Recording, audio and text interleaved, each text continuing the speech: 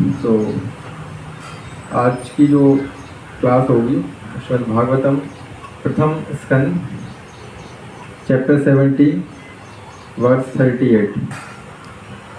तो जो कलयुग है, कलयुग के 4 निवास स्थान हैं। ये आपको किसको पता है कलयुग के 4 कौन से निवास स्थान हैं? पहले तो कलयुग कौन है ये पता है? कलयुग जैसे हम बोलते हैं कलयुग है, सतयुग है, द्वापर है। तो कलयुग एक it's a period of time, it's interval of time. जैसे कि जो इसकी आयु निर्धारित हुई है कलयुग की, ये हुई है। आज के जो क्लास का जो टाइटल रहेगा वो रहेगा कलयुग के निवास स्थान या इसको दूसरे शब्दों में कहें तो 4 रेगुलेटिव प्रिंसिपल्स जो आए हैं वो कहाँ से आए हैं और उनका इम्पोर्टेंस क्या है। तो इसमें कलयुग का मैं आपसे बात कर रहा था कि कलयुग ऐसा एक स्पेसिफिक इंटरवल ऑफ टाइम है, 4,32,000 वर्ष उसकी आयु है। तो it's a period of time और इट्स अ पर्सोनिफाइड, कि कोई पर्सन भी है कलयुग। कलयुग एक पर्सन भी, पर्सोनिफाइड भी है ना? जैसे कि इसमें आता है और पुराने मतलब पीछे के श्लोकों में हम जाएंगे तो धर्म बैल के रूप में पृथ्वी पर विचरण कर रहा था, जिसके 3 पैर टूट चुके थे। तो महाराज परीक्षित एक बहुत प्रतापी और महान राजा थे। जब उन्होंने ऐसे देखा तो उन्हें बहुत क्रोध आया। उन्होंने बैल से आके पूछा कि आप कौन हैं और आपकी ये दशा किसने की, आप मुझे नाम बता दीजिए, मैं उसको मतलब उन्होंने ऐसा कहा कि वो कहीं भी होगा मैं उसको जरूर दंडित करूँगा और कितना भी बलशाली हो। तो क्योंकि वो धर्म थे तो बैल ने उत्तर दिया कि कोई किसी के सुख दुख का, उन्होंने अलग अलग आंसर दिया। उन्होंने कहा कि कुछ लोगों का मत ऐसा है कि कोई किसी के सुख दुख का कारण नहीं है, अपने व्यक्ति के कर्म ही व्यक्ति को सुख दुख देते हैं। जैसे रामायण में भी आता है, काहुन कर दुख सुख कर दाता, निजकृत कर्म भोग सब खाता, है ना? तो ये उत्तर दिया। फिर उन्होंने कहा कुछ लोग जो अज्ञानी हुए बोलते हैं प्रकृति ऐसा करती है। तो महाराज समझ गए कि ये तो कोई साधारण बैल नहीं है, ये साक्षात धर्म है। तो फिर जब पता चला उन्हें कि कलयुग ने ऐसा करा तो कलयुग को वो एकदम से मारने के लिए खड़े हो गए कि मैं तुम्हारा वध करूंगा, तुमने अपराध किया है। लेकिन क्या हुआ कि कलयुग ने शरण में आ गया उनके कि महाराज ये तो मेरा समय ही आ गया है, मतलब गलती मेरी नहीं है, मेरा समय आ गया है, भगवान जा चुके हैं, द्वापर युग का अंत हो गया है, अब मेरा समय आने वाला है तो मैं आऊँगा ही, तो मुझे कुछ स्थान दीजिए आप। तो उसने मतलब जैसे एक दया की दृष्टि से उसने और भगवान उनसे परीक्षित महाराज जी से प्रार्थना की कि मुझे कुछ स्थान तो आपको देना पड़ेंगे, अगर आप नहीं देंगे स्थान मुझे तो मैं तो यहाँ रह नहीं पाऊँगा। तो फिर महाराज परीक्षित ने उनसे कहा, पहले बताया कि तुम कहाँ नहीं रहोगे, फिर बताया 4 स्थान दिए उन्हें। तो महाराज परीक्षित बताते हैं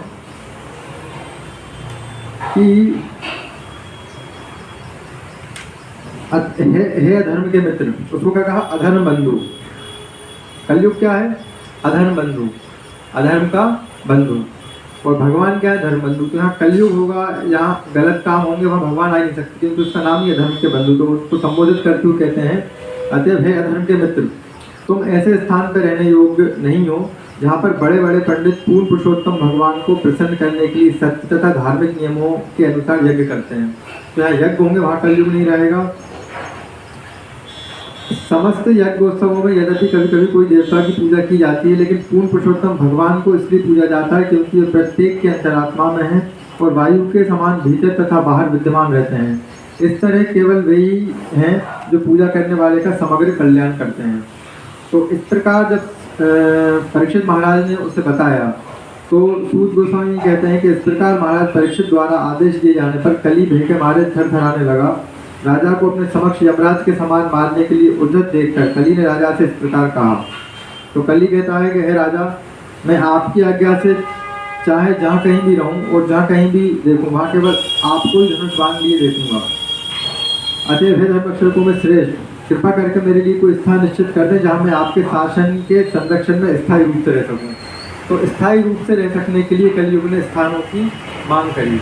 मैं एक्चुअली इस क्लास का जो मतलब बेसिक जो कॉन्टेक्स्ट है वो ये है कि 4 रेगुलेटिव प्रिंसिपल आए कहाँ से हैं, है ना? क्योंकि अगर हमें प्रचार करना है तो कई बार अभी तो क्या है कि हम भक्तों के बीच में प्रचार करते हैं तो सब में एक सबके हृदय में एक श्रद्धा होती है अपने वेदों को, शास्त्रों को लेकर, इसको संस्था को लेके, तो आर्गुमेंट नहीं करता। कहीं आप ज़्यादा पढ़े लिखे लोगों में जाएंगे, सो कॉल्ड पढ़े लिखे लोग, समझ रहे हैं, ज़्यादा पढ़े लिखे लोग, मतलब जिन्हें केवल जो जो शुद्ध रूप से भौतिकवादी हैं, तो उन लोगों के बीच में फिर वो तरह तरह के प्रश्न करते हैं कि क्या दिक्कत है पीने में, भगवान ने तो बनाया है शराब भी, नॉन वेज नहीं खाएंगे तो जानवर बढ़ जाएंगे, है ना, तरह तरह के, है ना, इलिसिट रिलेशन में क्या प्रॉब्लम है, ये भी पूछते हैं वो, तो उन्हें समझाना पड़ता है। तो उस कंडीशन में हमें क्लियर होना चाहिए पहले तो, क्योंकि कई लोग इस तरीके से आपसे बातें करेंगे, आप टीचिंग के उस पर डिस्कस करेंगे कि वो आपका ही फेथ डगमगाने लगेगा, कहें सही तो नहीं, ये तो सही नहीं है, ऐसा नहीं हम गलत जा रहे हैं, है ना।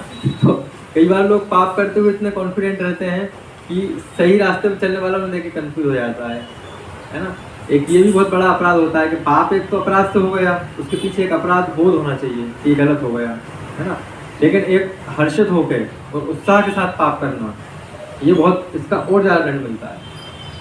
जैसे मान लीजिए कोई जा रहा है व्यक्ति, गाड़ी के नीचे गलती से कोई कुछ आ गया, मान लीजिए कभी मेंढक रास्ते में जब हम रात को निकलते हैं तो मेंढक बहुत क्रॉस करती हैं, कभी वो तो एक अपराध बोध होना चाहिए हो गया, लेकिन जानबूझ के वो टायर का पहिया वहीं लेके जा रहा है, यहीं चढ़ाऊँगा, ये होता है उत्साह के साथ और हर्ष के साथ अपराध करना, इसके बहुत ज़्यादा मतलब इसका और ज़्यादा दंड मिलता है। तो कलयुग को जो, हाँ, तो ये मैं बोल रहा था कि 4 रेगुलेटरी प्रिंसिपल आए कैसे हैं, उनका बेसिक रीज़न क्या है, वहाँ से हम बात कर रहे हैं। तो अब फिर कलयुग को स्थायी स्थान चाहिए 4, तो 4 स्थायी स्थान क्या दिए। सूत उवाच अभ्यर्थतः तदा तस्मै स्थानानि कले वदो धूतम पानम स्त्रियः सुना यत्र अधर्म चतुर्विधः। सूत गोस्वामी ने कहा, कलयुग द्वारा इस प्रकार याचना किए जाने पर महाराज परीक्षित ने उसे ऐसे स्थानों में रहने की अनुमति दी जहाँ जुआ खेलना, शराब पीना, वैश्यावृत्ति और पशुवध होते हों। वैश्यावृत्ति में एक और यहाँ पे इंक्लूड करना पड़ेगा कि अवैध स्त्रीसंग हर प्रकार का, मतलब अपनी पत्नी के अतिरिक्त या अपने पति के अतिरिक्त कोई भी संबंध किसी प्रकार का, वो इलिसिट रिलेशन में आएगा, तो वह उसमें कलयुग का निवास रहेगा। अब आप ये देखिए कि इस संसार में जितनी भी समस्याएं हो रही हैं, चाहे वो युद्ध हो रहा है, चाहे व्यक्ति सुसाइड कर रहा है, चाहे इंटरनल सिक्योरिटी की बात हो, कोई भी हो, इन चारों से बाहर नहीं है। मतलब ये 4 चीज़ें ही सारी समस्याओं की जड़ हैं। इन 4 चीज़ों पे अगर कोई भी गवर्नमेंट स्ट्रिक्टली रोक लगा दे तो सब सही हो जाएगा।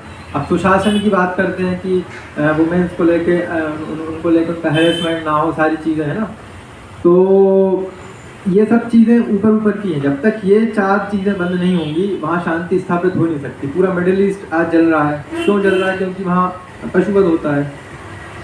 अमेरिका में मतलब हमारे यहाँ तो टेम्परेचर हाई रहता है, अमेरिका में तो टेम्परेचर भी कम रहता है, कोई वहाँ हरे जंगलों में आग लग जाती है। हरे देखा हुआ, हज़ारों एकड़ में आग लग जाती है, हरे जंगलों में आग लग जाती है।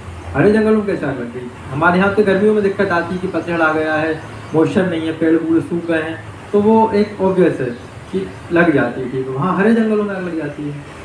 तो ये क्यों होता है? ये सब इसलिए होती है, ये चीज़ें, ये सारी जो नेचुरल कैलेमिटीज़ आती हैं कि ये वहाँ पे पशुवध हो रहा है, वहाँ पे पाप हो रहा है। क्योंकि जब महाराज युधिष्ठिर थे यहाँ पे, जब उनका राज था, तो ये बताया जाता है कि पानी, जो बारिश होती है, इसी में भागवतम में आता है, बारिश रात को ही हो जाती थी, दिन में नहीं होती थी, ताकि किसी को दिक्कत ना हो। गाय इतनी प्रसन्न रहती थी, मतलब जो घास के मैदान थे वो इतने ज़्यादा वहाँ पे मतलब अच्छी घास थी कि गाय बहुत प्रसन्नता से उसे खाती थी, और उनके जो मिल्क है, जैसे गाय का दूध दुहते हैं ना, मिल्क ऐसे निकालना नहीं पड़ता था ऐसे, अभी तो हाथ से करके ऐसे निकालते हैं, किसी ने देखा हो तो, कई जगह मशीनें भी आ गई हैं। वो दूध अपने आप ही गिरता था, तो बछड़ा भी पीता था और जिन्हें चाहिए वो भी ले लेते थे, और उसके बाद वो इतना दूध गिरता था कि पूरा जो चारागाह है, जो घास का मैदान है, वहाँ पूरा वो फैला रहता था। इतने दूध गाय देती थी क्योंकि प्रसन्न रहती थी, पूरे पेड़ वृक्षों से, फलों से लदे रहते थे। ये सारा उसमें आता है उल्लेख। तो ऐसे जब कलयुग आया, इसके बाद तो कलयुग के कारण सारी समस्या आ रही हैं। तो इसमें क्या है कि जुआ खेलना मतलब किसी भी छल कपट से किसी भी व्यक्ति की आत्मा दुखी करके पैसा कमाना, जैसे चोरी कर ली वो भी जुआ में आ गया, छल से, मतलब बिना मेहनत करे पैसा कमाने का सोचना, है ना। तो ये आया जुआ में। तो ये क्या करता है कि इसके भी अंदर बहुत गहराई वाली बात है कि अधर्म की कमाई से व्यक्ति का घर चलता है, तो उसी से वो अन्न खरीदेगा, उसी को वो प्राप्त करेगा, तो उसकी बुद्धि दूषित होती है इससे। इसलिए धन भी ईमानदारी से कमाए, किसी की आत्मा दुखी करके, किसी को ठग के, किसी की छल कपट करके नहीं। इसके बाद आता है शराब पीना, नशा। तो नशा, शराब का मतलब नशा सभी प्रकार का नशा, ड्रग्स, कोकेन, चरस, है ना, हेरोइन और भी क्या पता क्या क्या आ गया है आजकल, स्मैक वगैरह, ये सब नशे में ही आता है। इवन चाय में भी कैफीन होता है, वो भी माइल्ड इंटॉक्सिकेशन है, इसलिए उसे भी हमें छोड़ देना चाहिए। 1834 से पहले, 1834 से पहले भारत में चाय का कोई अस्तित्व नहीं था ज़मीनी स्तर पर, मतलब खेती नहीं की जाती थी। 1834 के बाद से खेती शुरू हुई, मतलब आपके दादाजी के दादाजी के दादाजी से 4-5 बार आप जाओगे तो वो चाय नहीं पीते होंगे, है ना। तो कभी कोई पूछे चाय क्यों नहीं पी, छोड़ दी आपने, तो बोला मेरे दादाजी के दादाजी के दादाजी, मतलब ऐसा करके 4 बार वो मेरे सपने में आए थे। उन्होंने मुझसे पूछा कि ये तुम क्या पी रहे हो, तो मैंने बताया कि मैं चाय पी रहा हूँ, तो उन्होंने बताया कि हमारे ज़माने में तो ये नहीं था, अंग्रेज आके तुम्हें सिखा गए, इसलिए मैंने चाय छोड़ दी। ऐसे मतलब अलग अलग रीज़न है ना। तो ये इंटॉक्सिकेशन है चाय।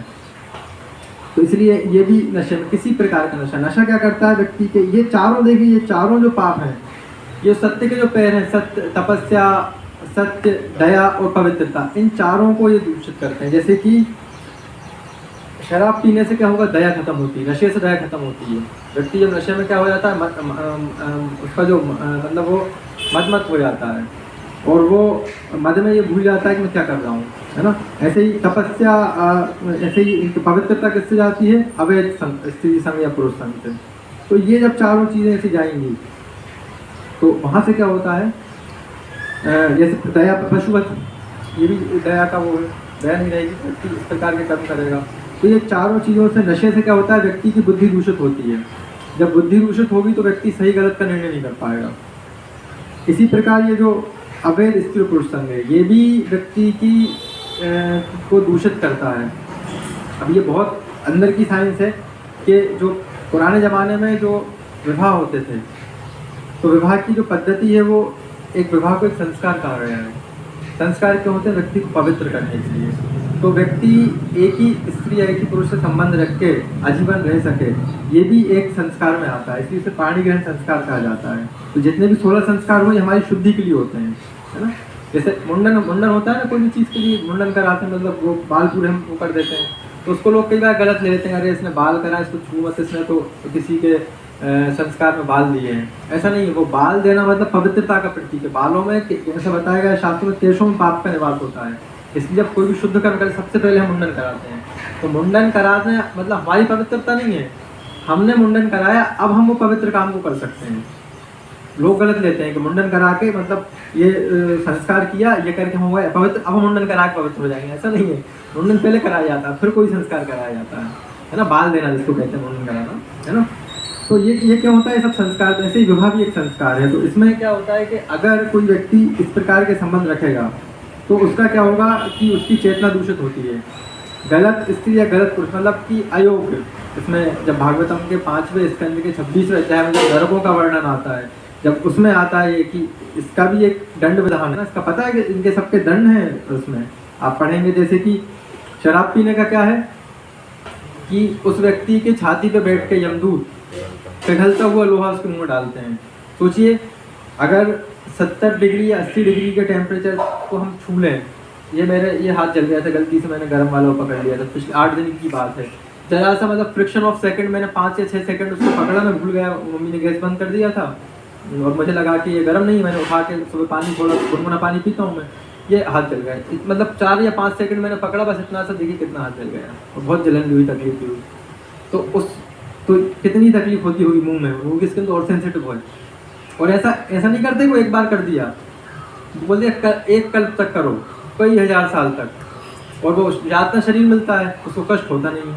मतलब कष्ट तो होता है, मरता नहीं है वो, उसके टुकड़े टुकड़े कर दें, कुछ भी कर दें। ऐसे ही जो अवैध स्त्री और अवैध पुरुष संग करते हैं, उनके लिए क्या है कि स्टैचू बनाया जाता है। स्त्री है तो उसके लिए पुरुष का, पुरुष है तो उसके लिए स्त्री का स्टैचू, और वो उसका भी टेम्परेचर कितना रहेगा, जो मेल्टिंग आयरन का टेम्परेचर होता है, लगभग 12-13 डिग्री या 14 डिग्री जो भी होता हो, और उससे उन्हें गले मिलवाया जाता है कि आपने गलत जगह आपने संपर्क किया है, अब आप इससे, तो वो भी कितने कई समय तक, उसमें भी कष्ट होता है।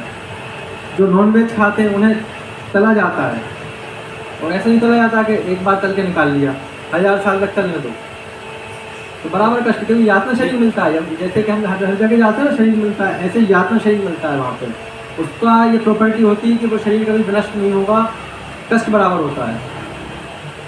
तो वो गेट लगा दिए, थोड़ा सा आवाज आ रही। तो उस कंडीशन में क्या होता है, व्यक्ति बड़ा जो उसको शुद्ध करने के लिए दिया जाता है। ये चारों जो पाप कर्म हैं, इन चारों से अलग अलग प्रकार की व्यक्ति की चेतना दूषित होती है। स्त्री और पुरुष संघ का भी है कि विवाह करने के बाद एक पवित्रता के दृष्टिकोण से पति पत्नी रह के अपनी आध्यात्मिक उन्नति करें, वो रहता है। अगर अयोग्य, जैसे कि सबसे बेस्ट एग्जाम्पल इसका, अयोग्य वर्ण के स्त्री या पुरुष से किसी का संबंध होगा तो उसके अच्छे गुण आते हैं, वो खिड़की लगा, उसके अच्छे जो गुण हैं उनका नाश होता है। जैसे कि अजामिल बहुत श्रेष्ठ ब्राह्मण बालक था, उसकी बहुत सती साध्वी स्त्री थी और वो ज़्यादा तरुणी थी, ज़्यादा उम्र नहीं थी, क्योंकि एक बहुत कम आयु थी जब अजामिल के साथ प्रसंग हुआ। उसने एक दूसरी स्त्री को ले आया जो आचरण में शुद्ध नहीं थी, उसके साथ वो रहा। फिर उसके साथ रह के उसने एक परम पूज्य राधा गोविंद गोस्वामी महाराज का मैं प्रवचन सुन रहा था, उसमें बताया था अजामिल की कथा का कि एक बार किसी का बता रहे थे कि वो व्यक्ति किसी दूसरी स्त्री के साथ रह रहा है और बड़ा पतित हो गया, तो किसी ने पहुंचाया उसको शुभचिंतक ने, उसको समझा के लेके आओ, ऐसे तो दिक्कत आएगी। तो उसने जाके देखा कि वो उसी के साथ एक बर्तन में, एक ही बर्तन में दोनों खा रहे थे एक दूसरे का। तो वो उसने आके फिर जिन व्यक्ति ने पहुंचा उनको बताया कि वो एक ही साथ खाया, तो उन्होंने अब उसका कुछ नहीं सकता। तो ऐसे किसी गलत आचरण वाले व्यक्ति के साथ रहना, उसका संग करना, उसका झूठा खाना, फिर व्यक्ति का पतन हो जाता है। तो इसलिए तो देखिए अजामिल का पतन हुआ, फिर वो चोर बन गया, लुटेरा बन गया, ऐसा कोई काम नहीं था जो उसने नहीं किया, सारे काम उसने करे, है ना। तो ये एक समस्या का कारण है।